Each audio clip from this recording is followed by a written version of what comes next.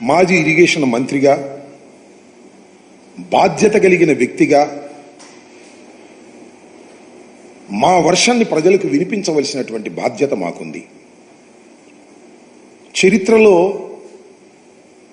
అవాస్తవాలు వాస్తవాలు కావు, వాస్తవాలు అవాస్తవాలు కావు. చరిత్ర ప్రద్దాన్ని గమనిస్తూనే ఉంటుంది.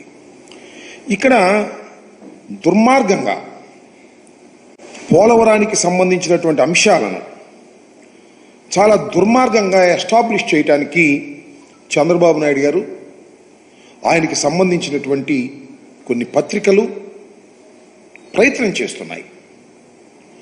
వాస్తవాలను ప్రజలకు వివరించవలసినటువంటి బాధ్యత మాకుంది. ఒక పత్రికలో రాశారు, పేరు ఎందుకులేండి, పోలవరానికి జగన్ ద్రోహం క్షమించరాని నేరం. పోలవరానికి జగన్మోహన్ రెడ్డి గారు ద్రోహం చేశాడని, అది క్షమించడానికి వీల్లేనటువంటి నేరం అనేటువంటి మాట ఆ పత్రిక మెయిన్ హెడ్డింగ్లో పెట్టారు. అలాగే కొన్ని చంద్రబాబు నాయుడు గారు చెప్పినటువంటి విషయాల మీద జగన్ కాంప్లికేటెడ్ పోలవరాన్ని జగన్మోహన్ రెడ్డి గారు ముఖ్యమంత్రి అయిన తర్వాత దాన్ని చాలా కాంప్లికేటెడ్ చేశాడు, సర్వనాశనం చేసేశాడు అనేటువంటి మాట. మళ్ళా Polavaram works to be over in 4 years అంటే పోలవరాన్ని పూర్తి చేయాలంటే కనీసం ఇంకా 4 సంవత్సరాలు పడుతుంది అనేటువంటి మాట చంద్రబాబు నాయుడు గారే మాట్లాడారు. మరొక ఇంగ్లీష్ పత్రికలో, చాలా ఫేమస్ పత్రికలో ఆయన మాట్లాడుతూ it will take 4 years to complete Polavaram 4 సంవత్సరాలకు కానీ పూర్తి కాదు అనేటువంటి మాట. ఇక్కడ ప్రజలు, మేధావులు, నీటిపారుదల మీద అవగాహన ఉన్నవారు, దీన్ని స్టడీ చేయాలనుకునేవారు, వారందరికీ నేను కొన్ని విషయాలు ఈ సందర్భంగా చెప్పాలనేటువంటి ఆలోచనతో ఉన్నా. అదేమిటంటే, ఇదే చంద్రబాబు నాయుడు గారి ప్రభుత్వం అధికారంలో ఉన్నప్పుడు 2019కి ముందు, మేము అధికారంలోకి వచ్చే ముందు ఏం చెప్పారు? శాసనసభలో చెప్పారు, బహిరంగంగా చెప్పారు. 2019కి అంటే 2018కే పోలవరం ప్రాజెక్టుని పూర్తి చేసి ఎన్నికలు వెళతాం అని శపథం చేశారు. ఆ తర్వాత మా ప్రభుత్వం వచ్చింది. మా ప్రభుత్వం కూడా 2022కు పూర్తి చేసి ఎన్నికలకు వెళ్తాం అనేటువంటి మాట మాట్లాడిన మాట వాస్తవం.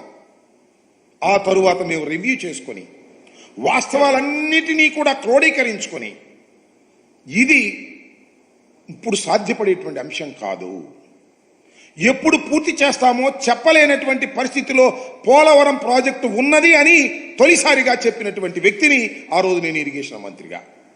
ఎందుకు చెప్పాను? ఇవాళ మీరు ఏం చేస్తున్నారు? నేను ఒకటి మనవి చేస్తున్నా, దయచేసి ప్రజలు అర్థం చేసుకొని, ఇవాళ మేము ఓటమి పాలై ఉన్నాం. చంద్రబాబు నాయుడు గారు గెలిచున్నారు కూటమిలో, ఆయన ద్విగుణీకృతమైన ఉత్సాహంలో ఉన్నాడు. అంత మాత్రాన ఆయన అబద్ధాలు చెప్తే నిజాలు ఎలా అవుతాయని అడుగుతాం. జగన్మోహన్ రెడ్డి గారే ఈ విధ్వంసానికి కారణం అనేటువంటి మాట పదే చెప్పేటటువంటి ప్రయత్నం చేస్తున్నారు. నేను వైసీపీ వ్యక్తిగానో, జగన్మోహన్ రెడ్డి గారి అనుంగు శిష్యుడిగానో, రాజశేఖర రెడ్డి గారి శిష్యుడిగానో, లేదా బురద జల్లే కార్యక్రమంతోనో నేను చెప్పడం లేదు. హృదయపూర్వకంగా మనస్ఫూర్తిగా చెప్తున్నా, చంద్రబాబు నాయుడు గారు 2019కి పూర్వం చేసినటువంటి ప్రధానమైన తప్పిదం వలనే ఈ సంక్షోభం ఏర్పడిందని నేను మనవి చేస్తున్నాను. 4 సంవత్సరాలు అంటున్నాడు, 4 సంవత్సరాలు కూడా పూర్తవుద్దని నాకు నమ్మకం లేదు. 4 సంవత్సరాలని ఆయన మొన్నే అనేసేస్తున్నాడు. నిన్న 4 సంవత్సరాలు పడుతుంది అని అధికారులు చెప్పారు అని మీకు గుర్తుందా లేదా? నారా చంద్రబాబు నాయుడు గారితో సైతం కూటమిలో సభ్యులందరూ కూడా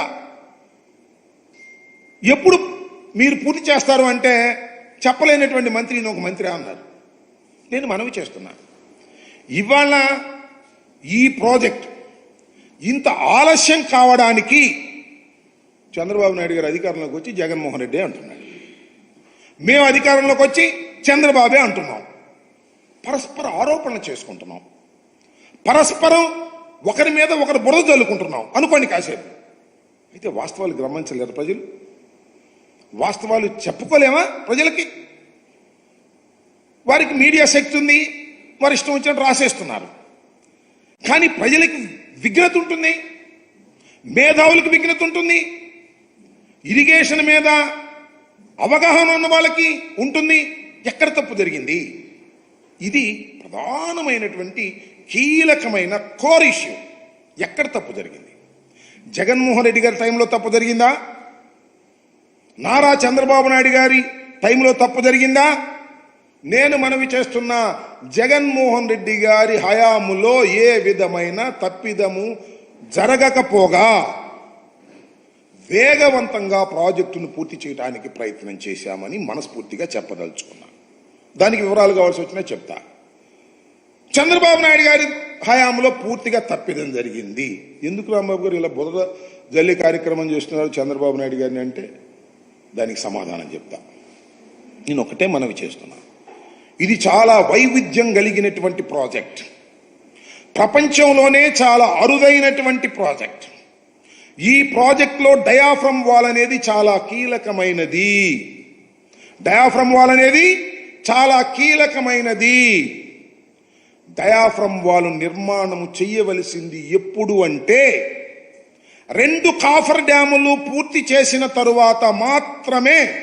మరొక్కసారి చెప్తున్నా, 2 కాఫర్ డ్యాములు, ఎగువ కాఫర్ డ్యామ్, దిగువ కాఫర్ డ్యామ్, 2 కాఫర్ డ్యాములు పూర్తి చేసిన తరువాత మాత్రమే డయాఫ్రమ్ వాల్ స్టార్ట్ చేయాలి. మీరేం చేశారు?